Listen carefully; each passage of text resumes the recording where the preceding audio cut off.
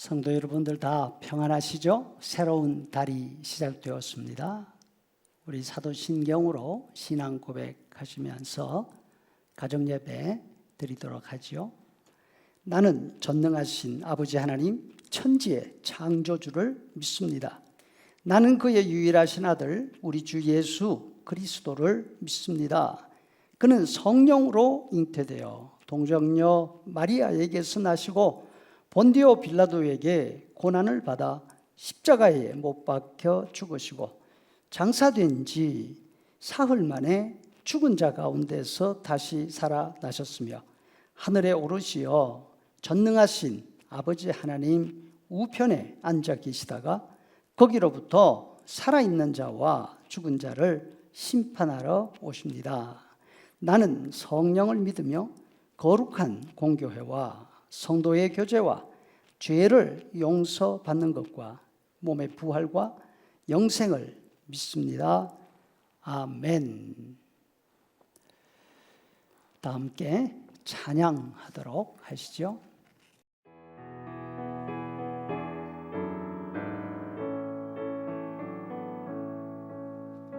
너의 하나님 여호와가 너의 가운데 계시니 그는 구원을 베푸실 전능자시라.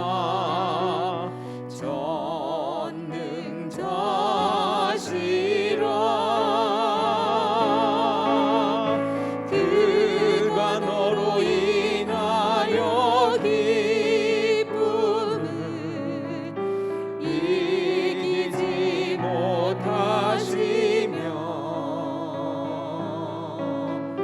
너를 잠잠히 사랑하시며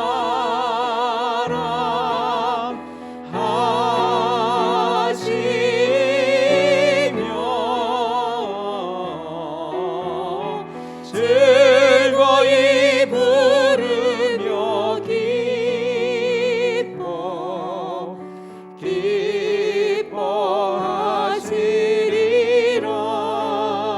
기뻐하시리라.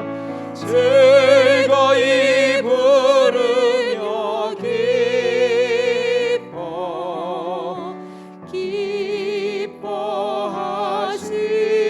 기뻐하시리라. 함께 읽을 말씀 전도서 7장 11절에서 14절. 지혜는 유산같이 아름답고 햇빛을 보는 자에게 유익이 되도다. 지혜의 그늘 아래에 있음은 돈의 그늘 아래에 있음과 같으나 지혜에 관한 지식이 더 유익함은 지혜가 그 지혜 있는 자를 살리기 때문이니라. 하나님께서 행하시는 일을 보라. 하나님께서 굽게 하신 것을 누가 곧게 하겠느냐.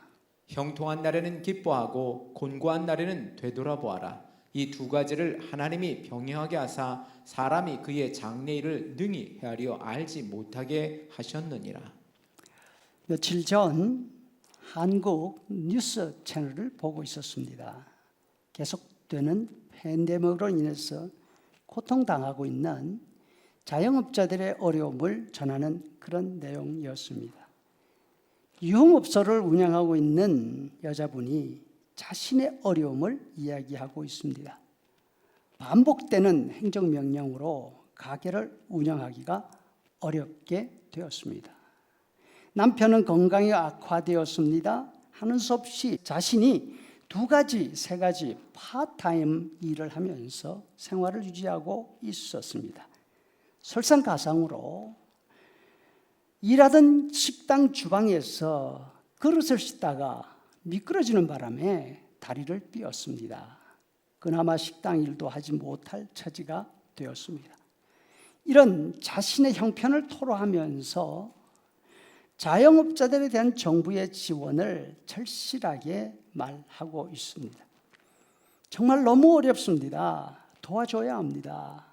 가뜩이나 물에 젖어 있는 바닥에 설거지하느라 세제까지 더해져서 얼마나 미끄러운지 모를래. 식당 일도 하던 사람이나 하지 우리 같은 사람은 익숙하지 않아서 하기가 어렵습니다. 게다가 매월 내야 하는 가게 월세 1,000만 원 어떻게 해요? 다 빚으로 쌓여가지나요?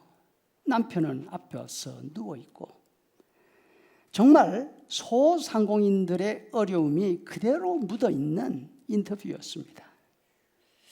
그러나 남의 불행, 남의 고통을 두고서 이렇다 저렇다 말할 여지가 없고 또 말할 수도 없지만 이분의 말 속에서 두 가지가 마음에 걸렸습니다. 한국을 떠난 지 시간이 많이 흘러서 현재 한국 사정을 잘 알 수 없습니다. 하지만 한 달에 가게 월세를 1,000만 원 낼 수 있는 업소를 운영한다면 그 규모가 상당한 수준에 있는 거 아닌가 하는 생각이 들었습니다. 무엇보다 힘든 일, 위험한 일은 하던 사람이나 하지 자신 같은 사람은 하기가 정말 힘들다 하는 말은 듣기가 민망했습니다. 마치 태어날 때부터 힘든 일 할 사람이 따로 정해져 있다. 자신은 이런 일 할 사람이 아니다 라는 말로 들렸습니다. 어느 누구 할 것 없이 다 힘든 시절에 어려운 건 이해하지만 나만은 예외가 되어야 한다. 그런 생각으로 이 말을 했다면 자신의 생각을 한번 돌아봐야 되지 않을까 하는 느낌이 들었습니다. 지금까지 가게 월세로 한 달에 1,000만 원 내는 비즈니스를 운영할 수 있었습니다. 남편이 비즈니스를 운영하고 자신은 그 일에 전혀 관여하지 않고 살 수 있었습니다. 그러면 이번에 당하는 어려움을 통해서 내가 그동안 참 어려움 없이 편하게 살았구나. 이런 것을 느낄 수 있는 여지가 있지 않았을까요?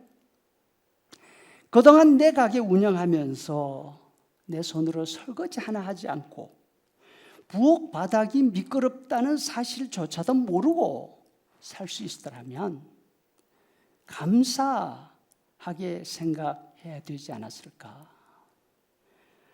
전도서 저자가 말을 합니다. 지혜는 여름날 그늘막 같다. 돈도 어려움이 있을 때 피할 수 있는 그늘막이 되지만 지혜가 돈보다 더 유익하다. 왜냐하면 지혜는 그 지혜를 가진 사람을 살리기 때문이다.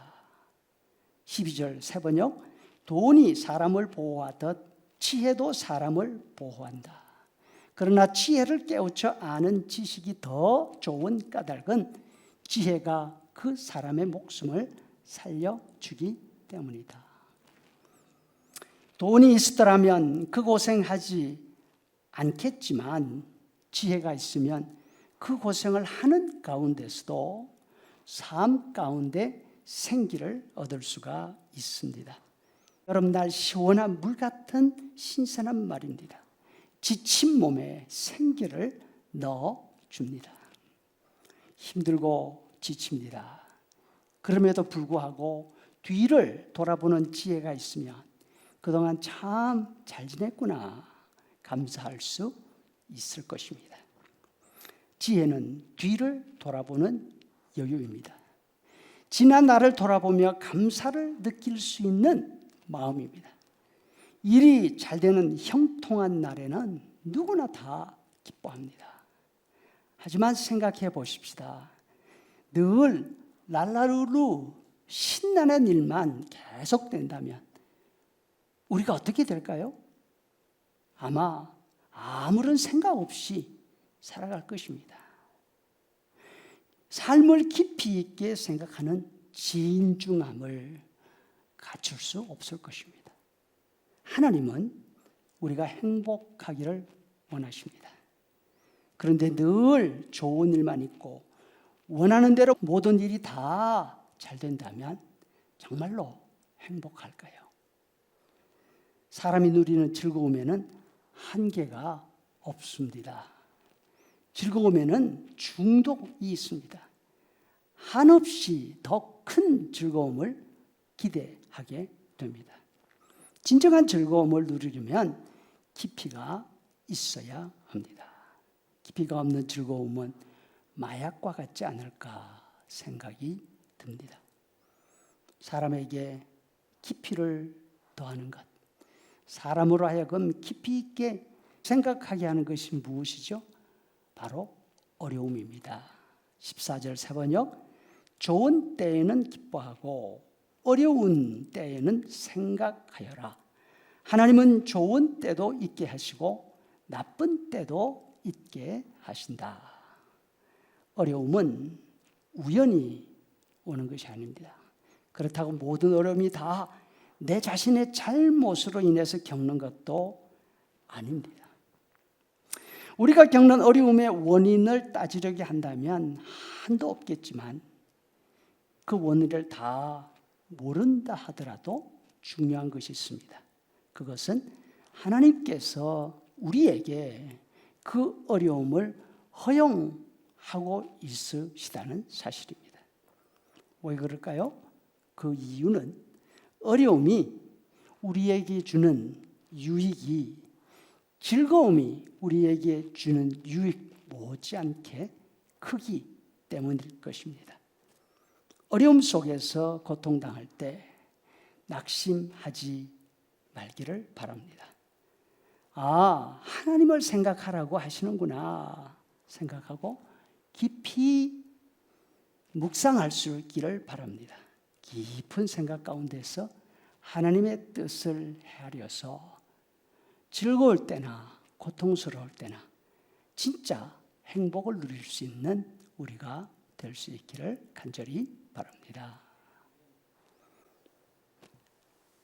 이제는 우리 구주 예수 그리스도의 은혜와 아버지 하나님의 크신 사랑과 성령의 인도 교제 충만케 하심이 하나님의 뜻을 생각하며 온 삶을 하나님이 기뻐하시는 대로 살아드리려고 애쓰는 성도들의 머리 위에 영원토록 함께 있을지어다.